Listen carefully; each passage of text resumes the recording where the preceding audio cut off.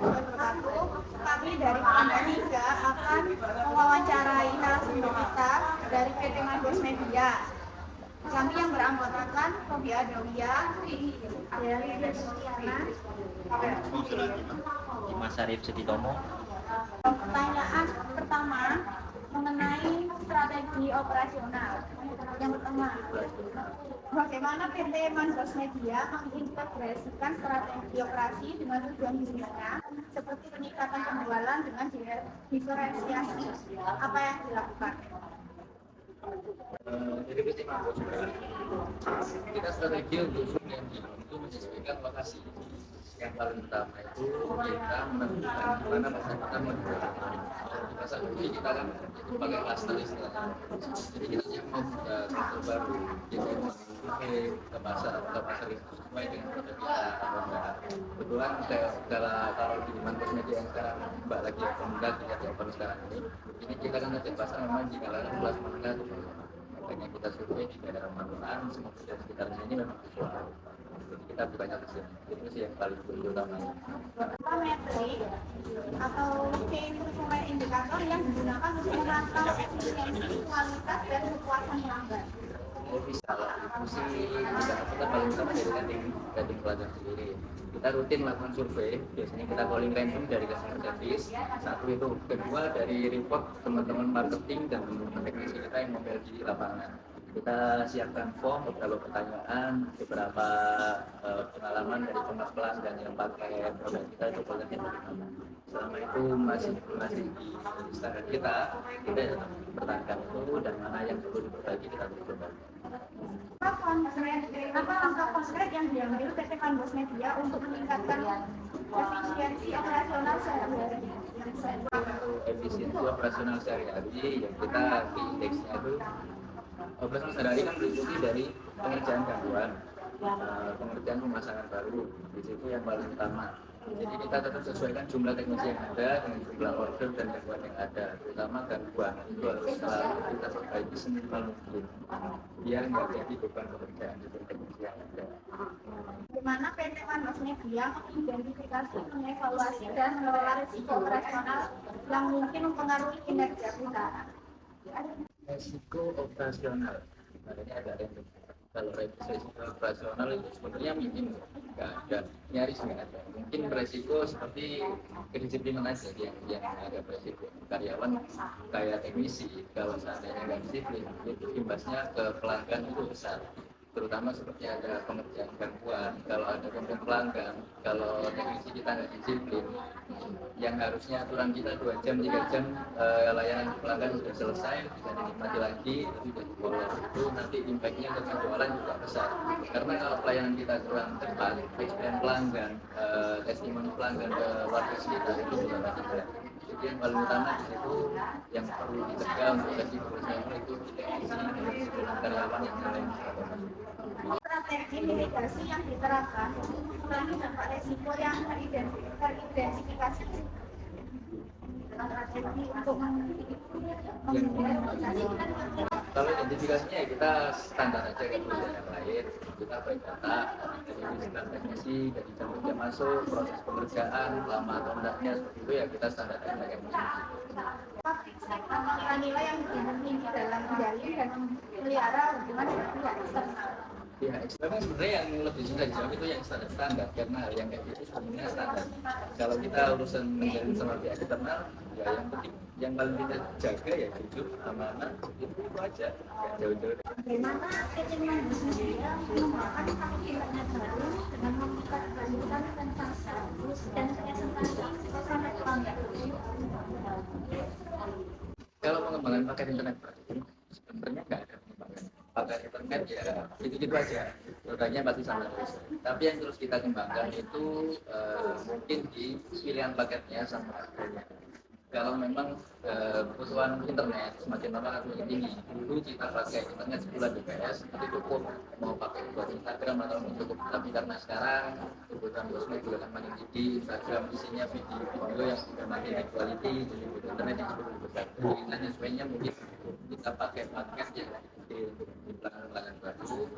Kita akan memberikan harga agar sesuai dengan pasar dan komputer yang ada. dalam mempengaruhi daya tarik dan pengalaman pelanggan di lingkungan bos media. Kalau selama ini di Manbos, desain brosur itu nggak terlalu berpengaruh. Kita masih lebih konvensional. Yang paling utama itu di segi selling marketing.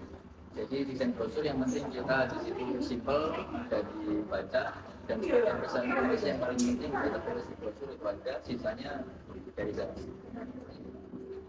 Apakah PT Manbos Media bekerja sama dengan desainer atau konsultan internal untuk memasukkan branding yang efektif? Kita nggak sama advertising untuk desain maupun untuk data banner, entah itu all-art banner ataupun itu brosur. Cuman itu nggak terlalu sesuatu yang poin utama sih. Nggak di situ udah kembali ke pertanyaan sebelum tadi, nanti maunya seperti itu aja. Jadi senjata utamanya tetap di negara sendiri. Tindakannya PT Manbos Media dalam memilih pemasok yang akan digunakan untuk menjalankan bisnis.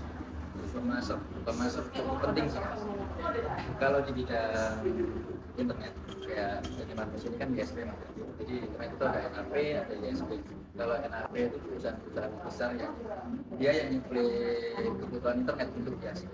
Jadi kalau NAP itu yang seperti itu, kalau ISP kita yang berjualan untuk kebutuhan retail, langsung ke pelanggan rumahan, entah itu rumah atau pertanahan.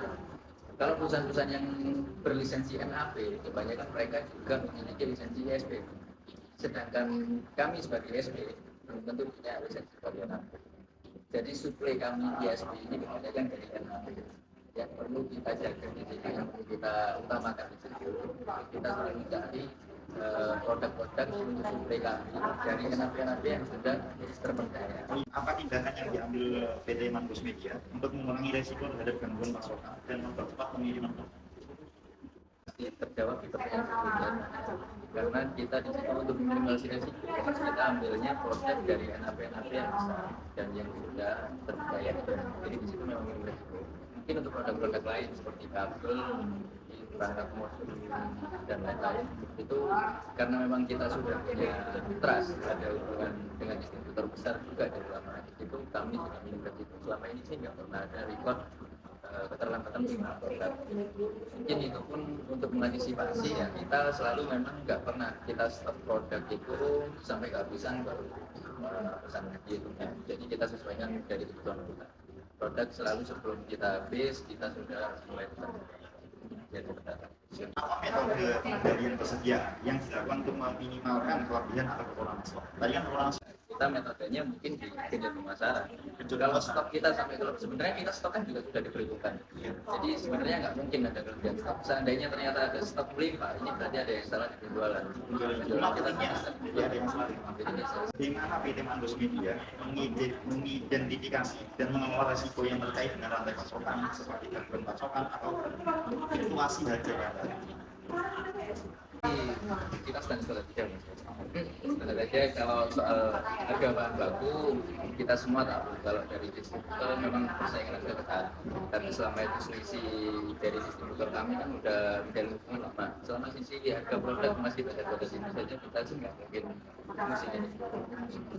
Kalau soal identifikasi tadi atas resiko Mas Parto tadi, ya kita identifikasinya mungkin ya dari harga di lapangan dan kita cek-ceknya di situ aja. Bagaimana sih operasional PT Manbos Media? Personal sehari-hari ya kita standar aja, kita melakukan seperti di kantor yang lain. Kalau untuk bagian-bagian seperti admin, customer service, kita pakai jam kerja seperti biasa jam 8 sampai jam 5 sore, jam 4 jam service. Bagaimana cara PT Manbos Media mengendalikan kualitas jaringan TV di kondisi tidak stabil? Kondisi tidak stabil biasanya kalau di produk-produk internet itu sebenarnya hanya masalah teknis. Seperti halnya kadang kita ada masalah di server, entah itu karena kabel putus atau ada perangkat yang rusak, seperti itu aja. Kalau kita mengendalikannya itu kita dari awal sudah harus siapkan backup.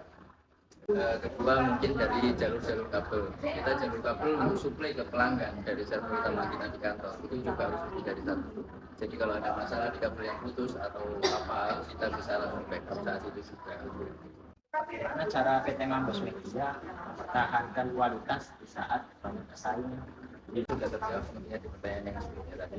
Kita semuanya sudah harus tergambar dan terdata dari awal sebelum layanan itu untuk pelanggan. Jadi di situ cara kita meningkatkan kualitas. Kalau soal kompetitor, di situ kita hanya mempertahankan soal harga jual. Selama harga kompetitor masih masuk akal, harga jualnya yang bisa mungkin kita yang bagian harga tersebut. Bagaimana cara PT Mambos Media untuk mempromosikan kualitas jaringan TV? Promosi yang paling utama itu kita dari personal salesnya. Satu personal sales, dua dari testimoni pelanggan. Kita sebisa mungkin berikan pelayanan terbaik ke pelanggan, entah itu mulai dari progres pemasaran.